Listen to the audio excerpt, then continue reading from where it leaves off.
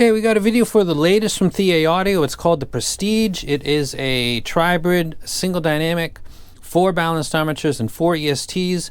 Before we continue, somebody's going to win this exact set that's inside my hands. I think it's the best that Thia's released in quite a long time. I enjoy it a lot. It's Christmas time. Separate from that, let me take this out of screen. Like, comment, subscribe. Interactions help the channel. I appreciate it a lot. Bringing this back in. In the comment section is going to be collected, dragged and dropped into another app, and then it's going to be randomly selected. So your comment, hey, or something like that, if it's really a mailing it in type thing, I'm just going to ignore it and not include it. Leave some kind of comment, Merry Christmas, something like that, and then qualify. I send this anywhere in the world. I'm going to pay for it. All you got to do is give a real name and a real address, or your cousin, or your second cousin. I don't care. If it's a fake name and a reshipping company, like some people did with the Elysian X, you get nothing. Not playing with that. So if that's your game, just skip out of here. The Elysian X, because of that happened several times on Twitter, and because it was so expensive, I ended up, a guy said, I'll donate to your favorite charities if you do that. And I said, you send 1,000 to this one, 1,000 to that, and it's yours. Guy did it. I kept the screenshots, got proof, contacted the animal charities, and they both were like, whoa, what's going on? Is this a scam? I said, and that's a real dude, and he's sideways paying for an Elysian X, getting a 50% off discount. And so an animal charity that rescues elderly dogs that are difficult to rescue got $1,000 just before Christmas, and another woman that takes care of rescuing cats and dogs just before they get euthanized got $1,000 just before Christmas. So that guy got a LEX for a good price. They got money for their charities, and I get to feel good about it. I'd like to give this to somebody. Just don't play those reshipping games, and we're good to go. Enough of that. Let me go ahead and put this down. Let's take a look at the frequency graph of this set. This is a set that has we're looking at the Divinity in yellow, the Prestige in green, and the Monarch Mark II in red. Let me go ahead and adjust this for a second. The bass shelf, as you can see, to the mid bass to the mids, is identical to the Divinity, which is a set a lot of people like.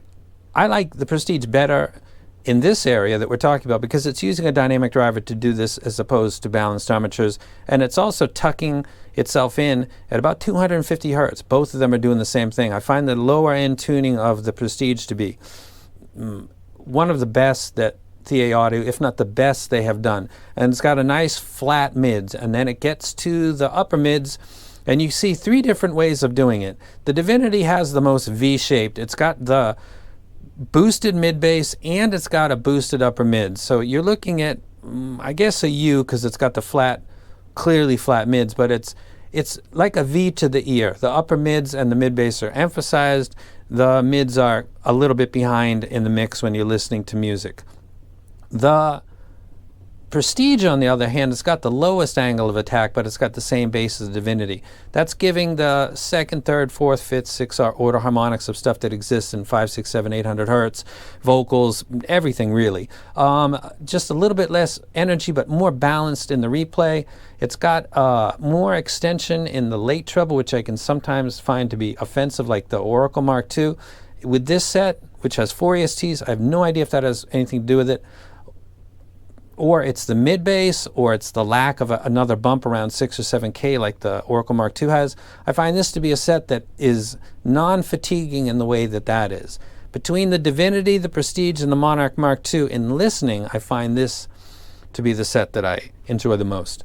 Did not see this coming, to be honest with you. I thought this was just another thing going on. Let's take a look up here really quick, and I've got let me turn this up for a second. You can see a collection of my thoughts in one giant photo with a graph and a spider graph. Let me talk about that really quick. I think the bass on this set is the best of the 3 being compared. I think that the mids are, because I like the way the upper mids are done, I like them the best. I think the treble probably goes to the Divinity overall. There's nothing wrong with it. There's nothing offensive by it. It is kind of boosted a little bit relative to the other 3, but itself and how it plays back the harmonics of everything, it's not doing anything wrong. And probably I would say it's the best. The resolution I would give to the Monarch Mark II, that's the blessing and the curse. You can pick up every seemingly micro detail, but it's got a dryness to it that is not really appealing to me in that price range, and just I get the fatigue because of psychoacoustics and my focus on the upper mids because of the lack of mid bass. It's the reviewer and the library that the reviewer, Bob Marley's in the background. It's the context of all of this, really. I think that the stage of all of these is pretty big. I think between the Monarch and this and the Divinity, I would say that this set probably has the biggest stage. There's a qualifier there. These are all earplugs, and there is no actual stage. Or people talk about what's the, like the virtual stage, the left and the right and the slightly back left, slightly back right. That's all done by tuning and manipulation. Again, psychoacoustics. There's nothing behind your back left. That's what open back headphones do, because you can hear ambient noise. Earphones don't do that.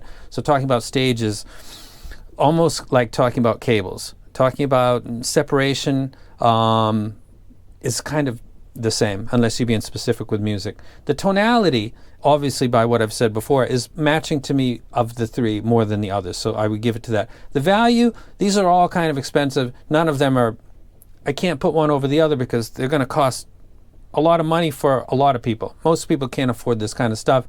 They're not value kings, and none of them are a little bit better than the other. They're all kind of expensive considering how much stuff is out there for more affordable prices. So we'll go ahead and leave that at that. I'm going to talk about some music now, so I'll stop this and then we'll restart. Okay, let's talk about some music, starting with deck mix stuff. Pack Like Sardines, Tupac Violent, Kill Jill, this album right here, this track. The dynamic driver is good. It sounds of high quality. It's got a nice slam. It's taking care of the lower sub bass, the part that's just barely audible, like the 38 hertz hit on Big Boy Killjoy, which is the lowest of the triple drop. Then the bass guitar comes in, it sounds good. The droning on Tupac Violent sounds good. Pack Like Sardines, Angel by Massive Attack, this does that well. It's got plenty of energy. As we move to bass guitar, stuff like Sultans of Swing with the pulls and releases is actually really good. Again, this is probably my favorite that ThieAudio has put out. Let's take a moment and say, okay, bro, let's talk about this for a second. You're close with Linsol. You get all the ThieAudio stuff. You love them all. Oracle Mark II, I didn't. Monarch Mark I, which was their flagship, I didn't. Monarch Mark II was a cautious wreck if you were okay with just a little bit better than the Mark I. So not really when you think about it. I've been a big fan. I thought the V6 is really good. The V16, I mean. I was a big fan of the Claire when it came out because of its mid-bass. And the Oracle is a classic. So I'd say the Oracle, the V16, and the Clairvoyance are the ones that I've enjoyed most and wrecked. I haven't really wrecked some of the others. So just to put that to the side for a second. It's got a less percentage than Moondrop probably, because I've liked a lot of their stuff. So continuing on now, the mid bass, the pulls and releases of the bass guitar sounds accurate. He's supposed to sound like he's pinning down the track, but not overwhelming Mark Knopfler in any way, because of the way that the mids, which are very nice on this, Mark has plenty of space. The guitar sounds excellent. Harmonica, the hi-hats, all of it's very clear. It sounds natural to my ear. Bass guitar sounds great. I've got no problems with that. The drums, listening to Led Zeppelin or actually John Bonham and Neil Peart sounds good. I think the drums, like the bass guitar, have a lively energy, but it's not overdoing it and getting in the way of vocals. There's no problems there. Speaking of vocals, Fleetwood Mac, male, female vocals, never going back again. Take a Bow by Madonna. Basically everything in my library. Jerry Garcia with the Grateful Dead. Vocals sound good. There's not too much gain. There's not too much mid-bass that's kind of blowing them out. We've talked before about female vocals being more sensitive to adjustments in the mid-bass. This is fine. Stevie Nicks sounds the way that I would like her to sound, which sounds kind of natural and not a little too meaty like some sets I reviewed recently might do. As we get into strings, Vivaldi, Verdi, Tchaikovsky, a lot of energetic stuff with large string sections. I thought sounded excellent actually to my ear. I enjoyed it a lot.